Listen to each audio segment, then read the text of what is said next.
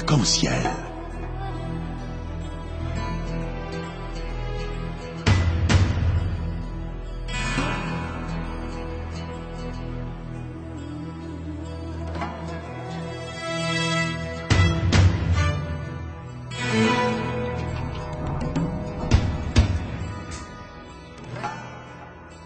Arc-en-ciel, votre émission marocaine, chaque dimanche de 14h à 15h pour tout savoir sur le Maroc. Actualité, culture, économie, société et animation festive. Avec Abdelatif, Arc-en-ciel au cœur du Maroc. Bonjour à toutes, bonjour à tous et bienvenue dans l'émission Arc-en-ciel sur Radio Pluriel. Arc-en-ciel, la chronique.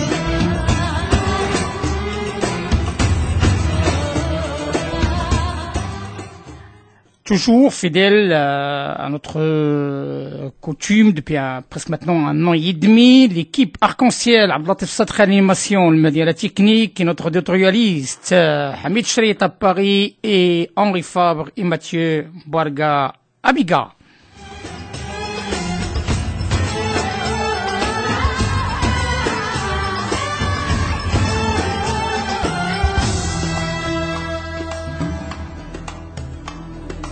Arc-en-ciel au cœur du Maroc. Effectivement, Arc-en-ciel au cœur du Maroc, mais aussi au cœur de l'actualité. Une actualité qui est tragique, une actualité qui nous touche tous. Et c'est pour cette raison que l'émission Arc-en-ciel consacrera cette journée-là, donc ce dimanche, une émission spéciale à ce que vient de se passer comme acte d'assassinat contre un citoyen, tout court, un citoyen français, un citoyen qui n'a demandé rien à d'autres, n'est que tout simplement son objectif est de se faire plaisir dans un pays ami et dans un pays lié avec notre patrie, la France, par des liens stratégiques et aussi des liens d'amitié et de coopération.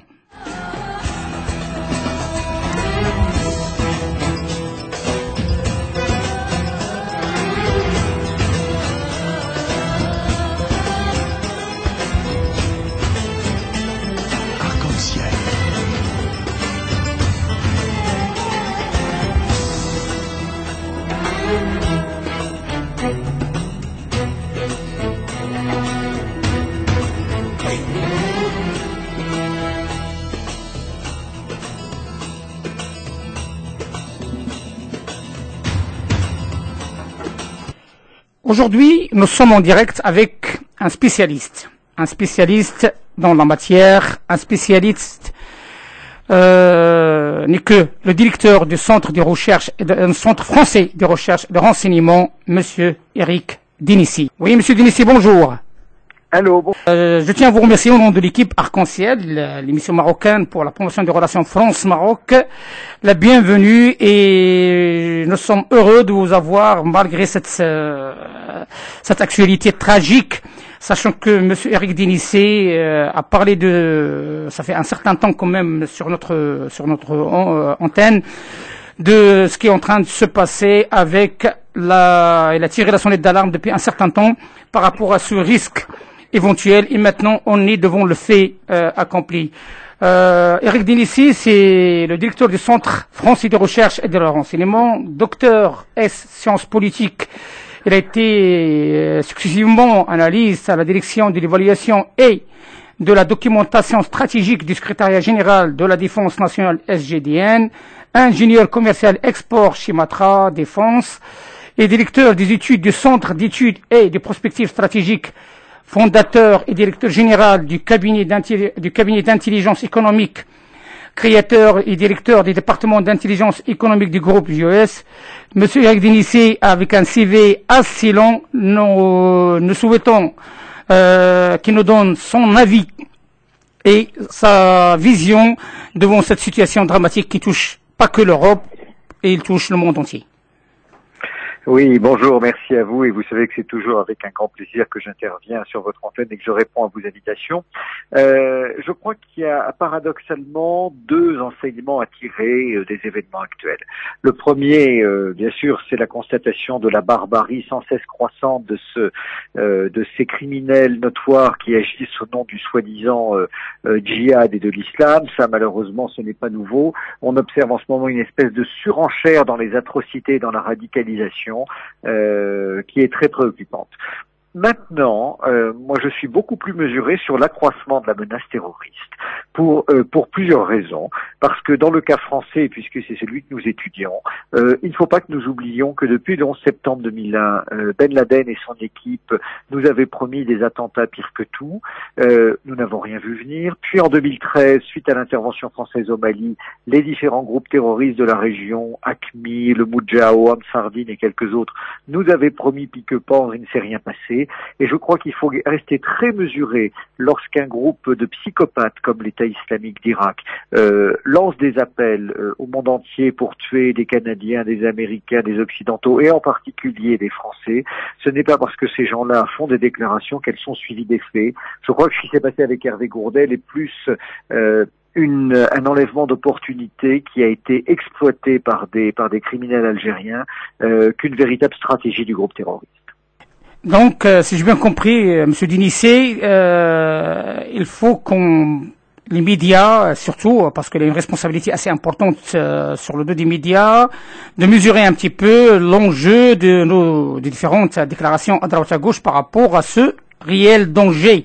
Pourtant, le réel danger existe bel et bien. Il y a un attentat, c'est un assassinat plutôt, c'est un assassinat contre un citoyen tout court, un citoyen qui n'est politique ni journaliste. Et pourtant, il y a aussi des journalistes français, américains, anglais, qui ont payé le prix fort gratuitement par rapport par ces gens-là.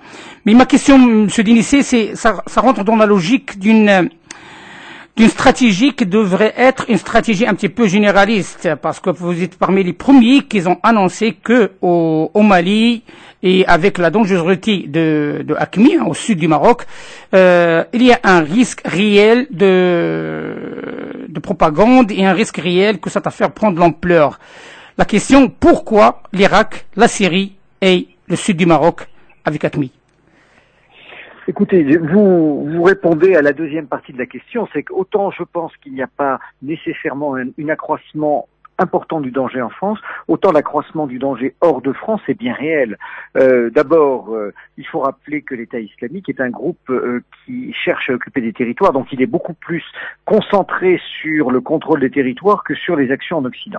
Ensuite, il faut savoir que vu qu'il a tellement d'argent et qu'il est en rivalité avec la cellule centrale d'Al-Qaïda que dirige encore Al-Zawahiri, il cherche à faire basculer l'ensemble des groupes terroristes du monde arabe en sa faveur. Donc il distribue beaucoup d'argent, il fait beaucoup de communication et de publicité, et le but c'est que AQMI, les groupes du Sahel, les groupes du Pakistan, les groupes égyptiens, au lieu de faire allégeance à Al-Qaïda, vont faire allégeance à l'État islamique. Alors, ça ne veut pas dire qu'il y a plus de groupes terroristes qu'il y a quelque temps, seulement pour pouvoir récupérer de l'argent, parce que ce sont d'abord des criminels, je l'ai déjà dit, ils sont prêts à tout, y compris à se faire voir davantage sur les réseaux sociaux, à attirer l'attention de la presse. Donc ce que l'on a à craindre dans les semaines et les mois qui viennent, c'est effectivement des actions de plus en plus violentes de ces groupes qui vont chercher à montrer qu'ils sont plus radicaux que le voisin, tout ça pour être reconnus par al-Baghdadi et son équipe et en espérant toucher des fonds. Je pense, Monsieur Dinissé, donc on est devant une situation un petit peu quand même contradictoire entre la démocratie là où on vit et c'est la volonté réelle de se faire remarquer ces gens-là. Moi, je pense qu'il y a un autre problème qui se pose. La sécurité du sud du Maroc et la sécurité aussi du sud du Maghreb dans son ensemble, c'est la frontière européenne. Alors je pense, comme il l'a dit Sa Majesté récemment aux Nations Unies, il est temps que les Européens et les Occidentaux prennent leurs responsabilités à bras les corps et qu'on rentre dans le concret pour combattre ces gens-là. Alors absolument. seulement la politique occidentale est pleine de contradictions. Je prendrai d'abord la politique française qui est celle que je connais le mieux. Nous ne pouvons pas lutter efficacement contre l'État islamique en Syrie et contre le terrorisme alors que nous avons soutenu, et nous le faisons encore, une soi-disant opposition syrienne qui n'existe pas, qui n'est composée que de djihadistes à qui on a livré des armes et que l'on a formés, alors que nous avons nous-mêmes créé le chaos en Libye au lieu d'essayer de stabiliser la région. On voit le résultat de l'intervention de l'OTAN en 2011, et donc tout ça fait que à partir de ce moment-là, il est difficile de lutter contre le terrorisme si nous contribuons nous-mêmes à créer des courants favorables, et notamment le soutien que nous accordons à l'Arabie Saoudite et au Qatar me semble contradictoire avec une lutte antiterroriste efficace. C'est à mon sens un défaut qu'ont à la fois la France, l'Europe et les États-Unis, parce que malheureusement nous luttons contre des individus qui sont aidés par certains États du Golfe Persique. Une question France-Maroc. Je pense, Monsieur Dinissi, vous êtes au courant de la grille passagère qui a secoué la relation France-Maroc et le gel de la coopération judiciaire entre les deux pays. Croyez-vous que cette situation perdure et c'est l'intérêt des deux pays? Alors non, je ne pense pas et je n'espère pas qu'elle perdurera. Alors je vais être franc avec vous, je ne connais pas le dossier sur le fond. J'ai bien sûr entendu parler de cette affaire que je trouve malheureuse. Elle est malheureuse pour deux raisons. D'abord parce qu'elle vient perturber des liens qui sont établis de longue date et qui marchaient très bien. Elle est malheureuse parce que si elle n'est pas résolue rapidement, elle peut créer des dissensions beaucoup plus profondes. C'est-à-dire que n'importe qui peut attaquer en justice et en procès quelqu'un de l'autre pays systématiquement dès qu'il débarquera. Alors le problème c'est l'absence en partie de preuves et puis les conséquences que ça a à la fois sur les relations politiques et les relations policières.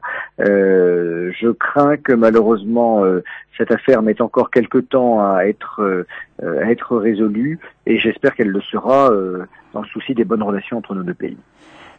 Monsieur Dinissi, une dernière question de la part de notre éditorialiste qui se trouve à Paris, Hamid Chariet, qui participe à la manifestation organisée aujourd'hui. Oui, Abdelatif, effectivement, je suis à la place République, nous sommes en direct à cette manifestation. Alors ma question d'abord, bonjour à Monsieur Eric Denessé.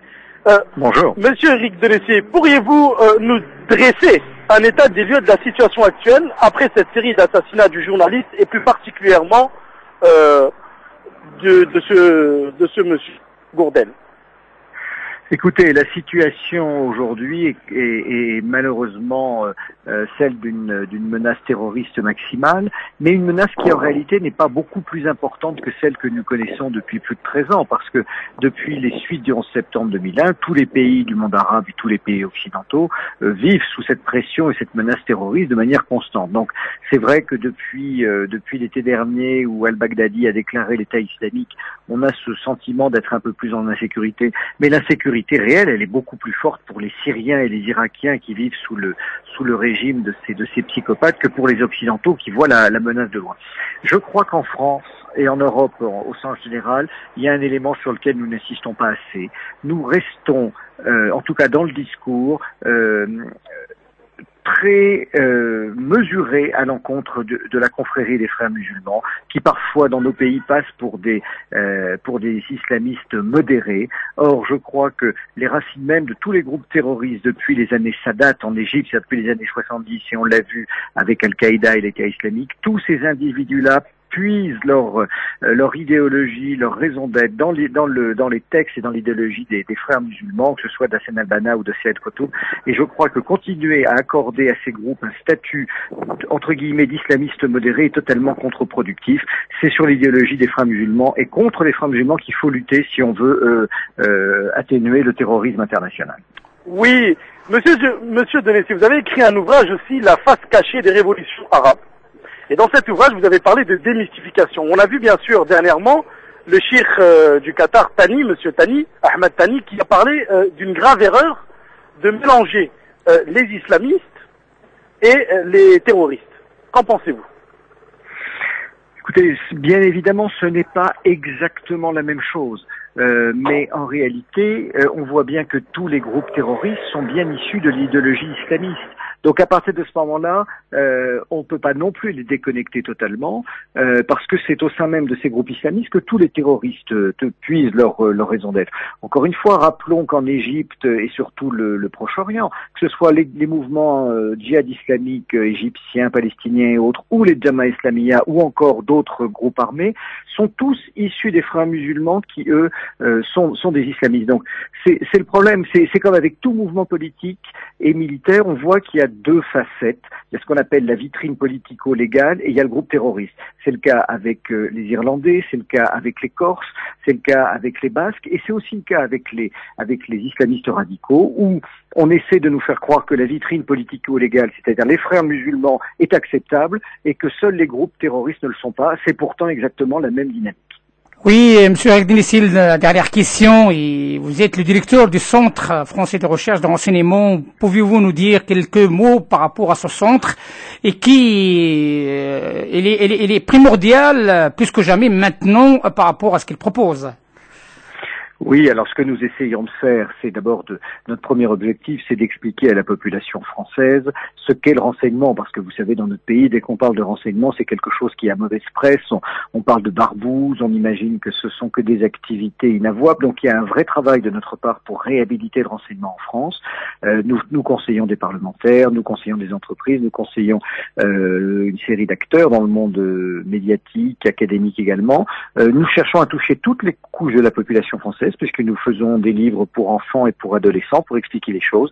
Et puis notre deuxième mission, c'est aussi de faire le même travail au niveau francophone, parce qu'effectivement, tous ceux qui ont en commun l'usage de la langue française peuvent bénéficier des travaux que nous faisons, et nous mettons un point d'honneur à donner une image qui corresponde à notre culture, qui n'est pas celle des États-Unis, qui aujourd'hui, eux, ont une autre approche sur le renseignement, et qui n'est pas nécessairement tout aussi transparente et éthique que celle que nous défendons. Monsieur Denissi, je tiens à vous remercier infiniment de cette participation constructive. Monsieur Eric Denissi, merci infiniment. Merci à vous.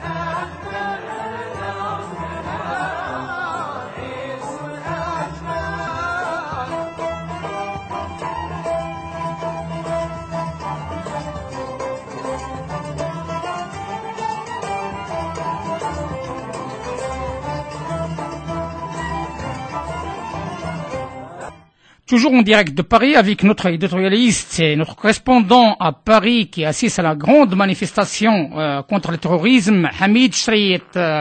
Oui, Hamid. Oui, bonjour. Nous avons effectivement, l'atmosphère est très vivace et nous avons une manifestation effectivement à la place de la République et nous avons le privilège d'avoir le président de BDM TV ici, qui est la chaîne de la diversité et en l'occurrence, voilà, Monsieur Ibrahim Sorel Kieta. Monsieur Ibrahim Sorel Kieta, d'abord bonjour. Bonjour. Ma première question est BDM TV, qui est la chaîne issue de la diversité et qui représente par excellence les quartiers. Que pensez-vous aujourd'hui par rapport à ces jeunes qui effectivement partent au djihadisme? Et aujourd'hui on voit en France que ce sont toujours, disons, les mêmes dans les médias. Que pensez-vous et que peut faire aujourd'hui BDM TV face à ces jeunes-là? Quelle pédagogie, disons, pour être plus précis? Ces jeunes sont des enfants de la République et donc il est très important que nous n'oublions pas cela et que nous leur tendions la main parce que certains d'entre eux se sont détournés de nos valeurs et sont allés vers les valeurs de la haine prônées par les djihadistes d'Irak et de Syrie. Parce que je pense que la République n'a pas su leur apporter le soutien, leur apporter la protection dont ils avaient besoin. Mais aussi, il faut le dire, parce que évidemment, un certain nombre de groupes infiltrés au sein de la communauté musulmane font un travail de sape par rapport à nos fameuses valeurs. Et donc, je crois qu'il est très important que la communauté nationale protège tous ses enfants, quelle que soit leur confession et leurs origines. Et d'autre part, je pense qu'il est très important aussi que les musulmans se mobilisent et que les musulmans tiennent un discours d'unité, de rassemblement, un discours très fort pour dire non à la violence, non à la haine et pour dénoncer toutes ces attaques qui peuvent perturber et ébranler le pacte républicain. Monsieur Sorel, bonjour et bonjour. Bienvenue à l'émission Arc-en-Ciel. Effectivement, oui, toutes les dignités marocaines, algériennes, tunisiennes, musulmanes de France n'ont pas cessé de dénoncer cet acte de barbarie, cet assassinat gratuit contre un citoyen français. Mais la question principale, c'est l'amalgame. Je pense qu'il y a un travail à faire. Que pensez-vous par rapport à d'autres organisations, d'autres personnes qui cultivent la haine à travers ce qui s'est passé et au fond l'amalgame entre l'islam et ces gens qui nous représentent eux-mêmes? C'est très grave. C'est très grave tous ces gens qui profitent de cette affaire pour crier leur haine des musulmans. Ces gens-là, faut les dénoncer de manière aussi ferme que les tenants de la haine djihadiste. Et je pense que lors de ce genre de manifestation, il est très important justement de se mobiliser et d'afficher notre unité nationale, de dire que être français, ce n'est pas une question de religion, c'est une question d'appartenance à un projet commun, celui des valeurs républicaines, c'est l'adhésion aux valeurs républicaines.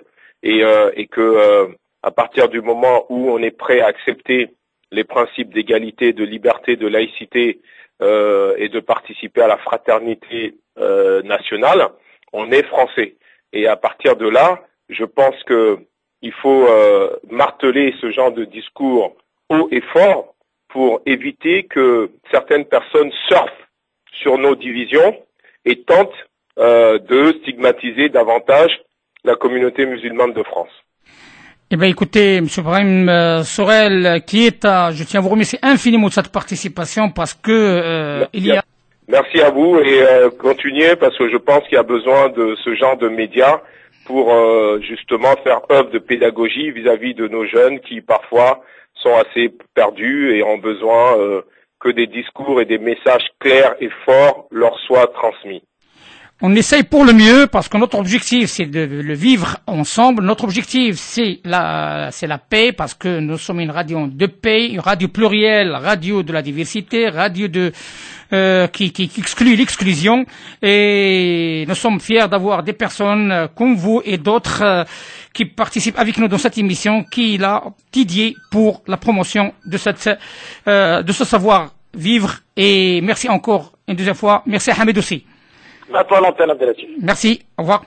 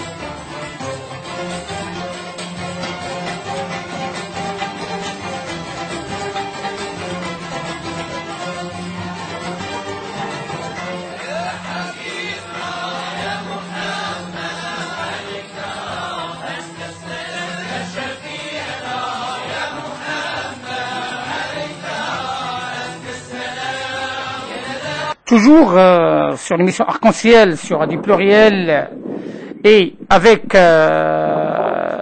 des intervenants de renom qui vont intervenir ce peu par rapport à cet acte d'assassinat et cet amalgame qui risque de se propager. Nous sommes en ligne avec Monsieur Driss Al-Moudni, le président de CRCM Languedoc-Roussillon et vice-président du club des entreprises méditerranéens, et aussi avec Monsieur Abdullah Zikri. C'est El Haj Driss. Bonjour. Oui, bonjour. Bonjour, c'est Abdullah Zikri. Oui, salam alaikum, bonjour. Wa alaikum salam, marhaban. Vous vivez l'actualité avec nous, donc vous le savez pertinemment, il s'agit d'un événement majeur où tout le monde est mobilisé. Je donne la parole à Abdullah Zikri qui nous donne son opinion.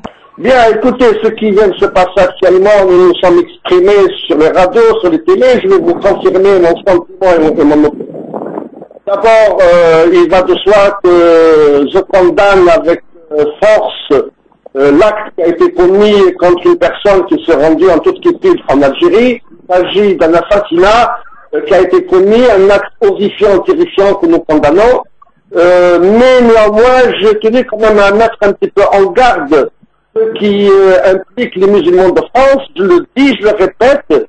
Je suis allé à un rassemblement, non pas pour me justifier, pour demander pardon, pour présenter des excuses, pour dénoncer un acte barbare qui a été commis par, comme les appelait l'État islamique, ou comme les appelait Daesh, peu importe. Il s'agit pour moi de barbares qui n'ont rien à voir avec l'islam, ni avec les musulmans, qui portent atteinte à notre religion et qui portent atteinte aux musulmans de France. Bismillahirrahmanirrahim. De toute façon, je suis tout à fait d'accord avec ce qu'a dit le frère Abdullah, car la condamnation, elle est anonyme. Tout le monde condamne. Ça, c'est certes. Mais par contre, moi, je ne veux pas quand même que les musulmans de faire carrément habiller quelque chose qu'ils n'ont pas fait. Et je ne veux pas quand même, comme il a dit Abdullah, on ne veut pas quand même que chaque fois qu'il y a quelque chose, qu'il y a un acte qui se fait à l'extérieur. D'abord, on ne sait pas qui c'est qui l'a fait, pourquoi il l'a fait. C'est pour ça, aujourd'hui, ce qui se fait pour le français, surtout pour le français, c'est tout le monde condamne. Et on ne l'accepte pas. Personne ne l'accepte.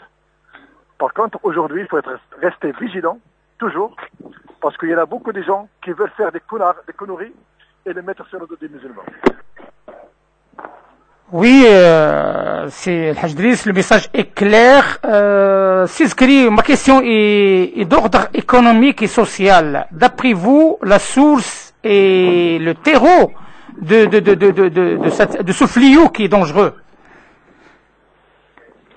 Ben écoutez, je voudrais quand même compléter une chose. Si nous sommes là aujourd'hui pour dénoncer ces actes barbares et horribles, il faudrait quand même ne pas oublier que 98% des musulmans qui sont tués, sont tués par des barbares également, parce qu'on a l'air de vouloir uniquement s'exprimer pour certaines personnes, mais on oublie la majorité qui sont victimes du terrorisme. Ça, c'est quand même, il faudrait très bien le souligner. Le reste, vous savez, on parle d'économie, il faudrait quand même remonter à la source. Pour remonter à la source, pourquoi le tiers actuellement de la Syrie est occupé par les djihadistes? Pourquoi le tiers de l'Irak est occupé? Parce qu'on a laissé faire. Puis, contrairement à ceux qui nous accusent en tant que musulmans, je pense que c'est avec un armement européen et américain qui sont en train de se servir des pompiers. Et puis, également, pourquoi les chrétiens d'Irak ont toujours défendu Saddam Hussein, même si c'était un dictateur. Autant Saddam Hussein, il y avait la paix, les sunnites vivaient en paix, les chiites vivaient en paix, les Kurdes vivaient en paix, mais malheureusement, on a tué un dictateur condamnable, et on est arrivé à un résultat actuellement, milliers de dictateurs en Irak, et cette situation n'a pas été voulue par les musulmans, mais a été voulue par une volonté et une politique américaine négative dans la région.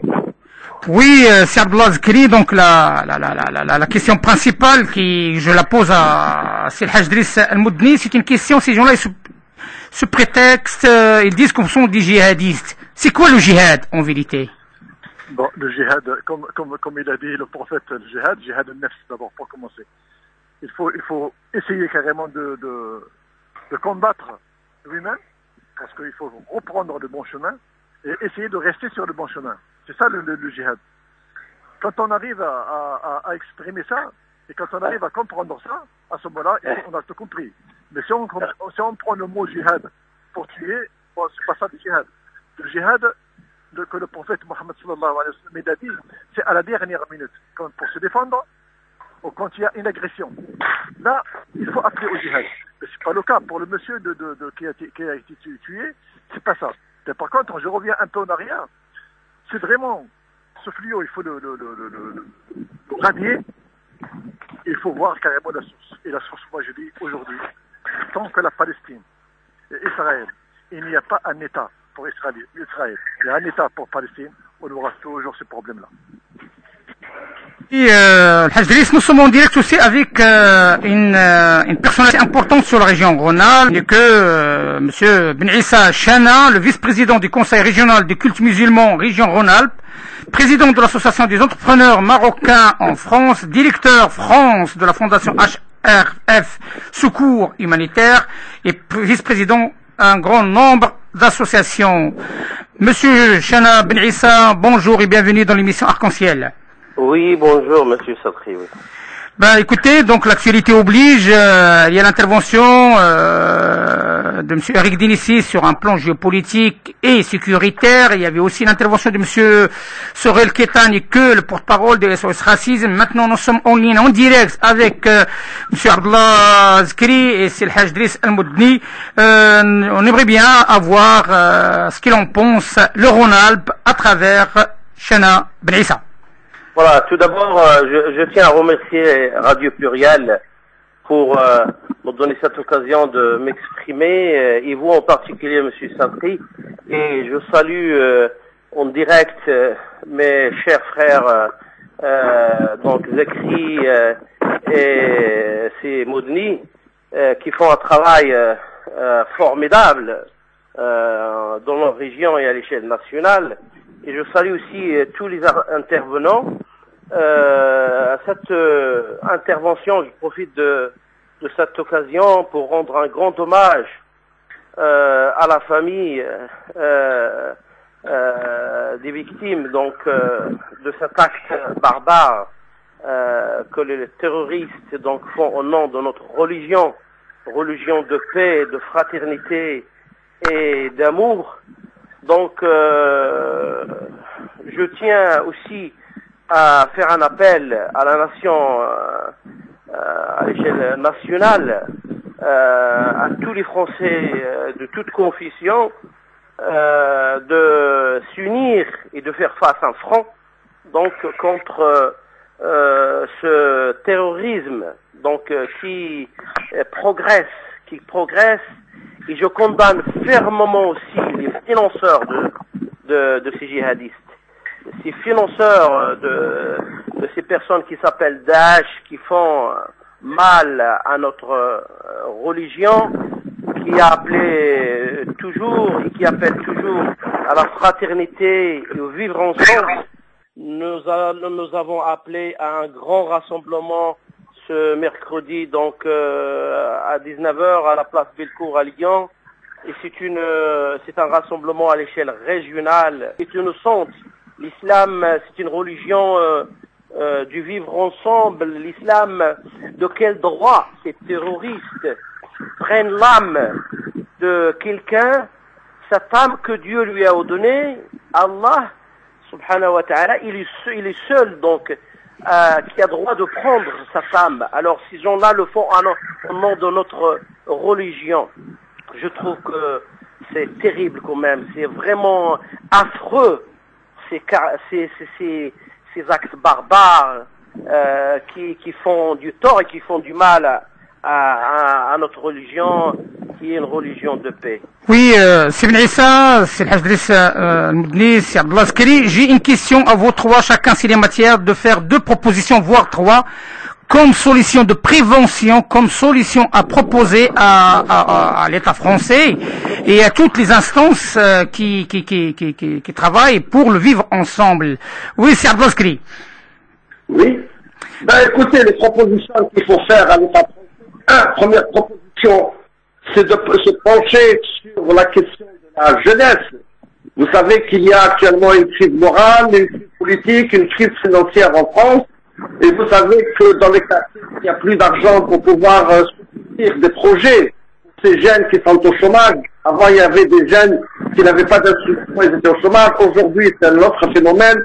Nous avons des jeunes ici d'immigration, niveau scolaire élevé, avec bac plus 2, plus 3, même plus 5, qui galèrent pour trouver du travail et que le trouvent pas. Il y a cette exclusion, naturellement, et puis il y a des discours d'islamophobie, de haine, qui naturellement, les jeunes sont très sensibles. Et puis, chaque fois que nous demandons aux autorités françaises d'essayer de supprimer les sites internet qui appellent à la violence et la haine, on nous dit que c'est pas possible. Et d'un seul coup, maintenant, on dit que c'est possible. Donc, il faudrait que l'État, également, qui est le responsable, puisse travailler avec les associations, puisse écouter les responsables musulmans, qui ont des propositions comme celles que je viens de faire, et particulièrement le problème très épineux et très dangereux concernant les jeunes qui partent en Syrie ou en Irak. Il va de soi qu'il y a des jeunes qui sont partis, qui se sont rendus compte que ce n'est pas leur objectif qu'ils doivent revenir. Et je pense pas qu'on puisse régler le problème uniquement par la répression. On peut également le régler par le dialogue, parce qu'il y a des brebis égarées qui veulent revenir au propos, et bien qu'on les accepte, mais qu'on ne mette pas toujours l'épée sur la tête. Si vous revenez, vous allez en prison. Il y a ça. Et puis, naturellement, tout à l'heure, j'ai entendu sur une chaîne un homme politique de premier rang, pour ne pas lui citer Estrosi. J'étais horrifié quand il a parlé, parce que le Hajj Driss a parlé tout à l'heure de la Palestine. C'est vrai qu'il faut une paix, mais quand j'entends un homme politique de ce rang dire que les avions israéliens ont bombardé Gaza, et mais également que l'aviation française bombarde la même chose. Alors, ce sont des discours très graves, très dangereux. C'est un raccourci qui amène également des jeunes peut-être à se révolter contre ces paroles de haine. Effectivement, c'est Abdullah Zikri. Nous sommes dans un objectif d'apaisement, dans un travail d'apaisement. Et c'est la même question que je la pose à Hajj Driss Moudni. Bon, mon cher frère, de toute façon, moi je propose carrément, plus ce qu'a proposé le Abdullah Zikri, il faut ajouter quand même qu'aujourd'hui les jeunes, ils souffrent dans les quartiers. Ils souffrent parce qu'ils n'ont pas de travail. Alors il faut les aider dans leurs études pour arriver carrément, pour les pousser plus loin, pour arriver aux universités. Il faut les pousser pour faire créer des emplois. Il faut les pousser pour améliorer l'habitation. Il faut montrer carrément aux musulmans que l'État français est là avec eux, pour eux. Deuxième chose, il faut que les jeunes, il faut qu'ils bougent un petit peu. Il faut qu'ils donnent la main aussi. Ils se donnent la main entre eux. Il faut quand même qu'ils comptent sur eux pour créer des jours meilleurs pour eux. Il n'y a que ça, entre nous les musulmans, pour créer des endroits qui rapportent du travail et qui créent de la richesse. Oui, c'est le Hajj Driss Moudni. Merci infiniment de ces précisions. C'est M. Chana Ben Issa. Oui, donc tout d'abord, je m'aligne et je partage totalement les propositions de Zikri et Monsieur le Président Moudni. Je crois que actuellement la situation est vraiment grave. Il faut revoir un petit peu donc les lois de la République et en particulier le financement du culte. Le financement du culte. Donc je crois qu'il faut donner les moyens actuellement aux institutions représentatives de l'islam de France pour les encourager et avancer à faire face à ce terrorisme en développant la formation du jeune, la formation au sein des cultes et faire un travail de sensibilisation parce que jusqu'à présent ils sont presque la totalité, c'est des bénévoles. C'est des bénévoles, on est des bénévoles, on n'est pas rémunérés, on n'a pas de subvention, etc. Tout ce que nous le faisons avec conviction, par notre cœur, etc. Et en amour à notre patrie qui est la France et à nos enfants. Ensuite, il faut revoir le statut de l'imam. L'imam actuellement n'a pas de statut. L'imam. il faut que cet imam aussi a les mêmes droits que n'importe quel acteur et n'importe quel salarié. Donc je crois avec tout ce travail, avec l'encouragement de l'État, et en œuvrant tous ensemble dans le bien-être et le bienfait de la République. Oui, il y a une directive qui va dans ce sens pour la formation des imams, l'accès aux prisons, pour sauver les jeunes de ce dérapage qui, vous savez, comme on dit, une personne entre quatre murs, il devient proie à n'importe quelle thèse de propagande. Donc c'est pourquoi il faut qu'il y ait un travail de fond. Effectivement, Monsieur Sadri, je suis en même temps aumônier des prisons. Je contacte, j'ai des contacts donc avec les prisonniers, les détenus, etc. Ces détenus-là donc ont besoin de formation, ont besoin d'aide, ont besoin de soutien. Ils n'ont aucun savoir. Ils peuvent accepter n'importe quel message et n'importe quelle orientation. Donc c'est notre devoir en tant qu'aumônier aussi d'avoir tous les moyens pour faire notre travail dans les prisons et tout, etc. Parfait, Monsieur Ben Issa, je tiens à vous remercier infiniment de cette participation, ainsi que c'est le Hajdris Moudni par la région Langue du Roussillon et Monsieur Abdullah Zikri. Eid Mubarak Saïd, l'Usbou al-Muqbil. Merci à vous aussi. Wa alaikum salam, marhaban.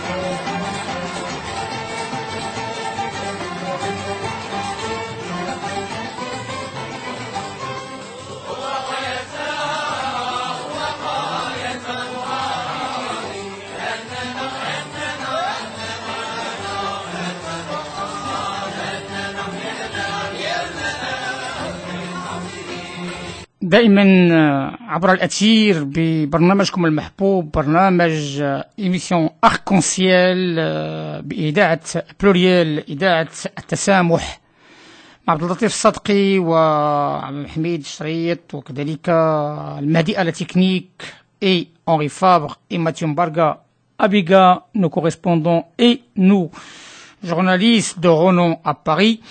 On vous laisse avec cette pause musicale de Tarab al-Andalusi, Tarab al-Ra'i'.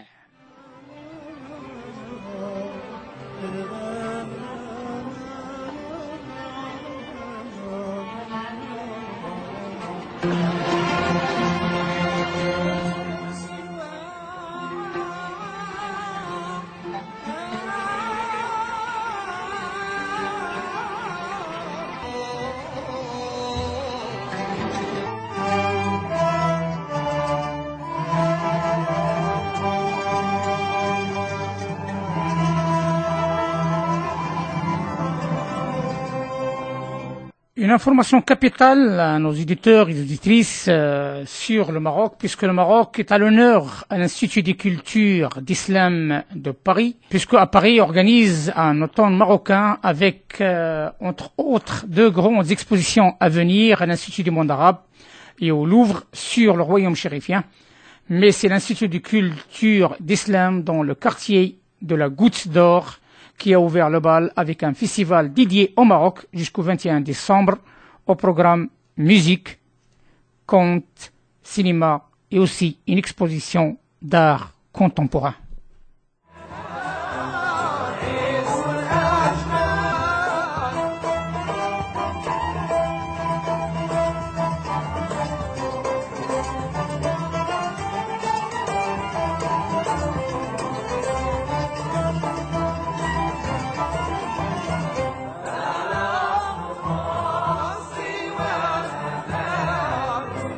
Le Royaume du Maroc et le terrorisme, selon les informations, selon Rabat, plus d'1 millier de Marocains combattent ou ont combattu ces derniers mois en Syrie et en Irak, et à ce chiffre atteint même près de 3000 en incluant les binationaux.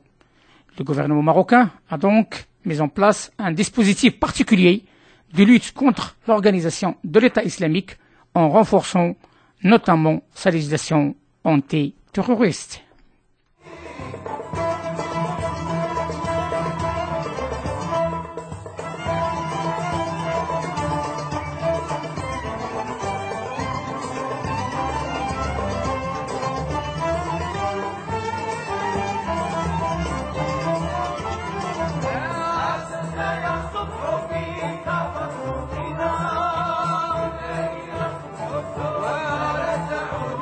Il est 14h59, mesdames et messieurs, nous tenons à vous remercier de votre fidélité à notre émission Arc-en-Ciel. عيد سعيد ومبارك عيد الأضحى الأكبر الأسبوع المقبل إن شاء الله يوم السبت وكل عام وأنتم بخير والأمة الإسلامية بخير وكل من أحب الخير وإلى اللقاء في الأسبوع المقبل إن شاء الله. Arc-en-Ciel.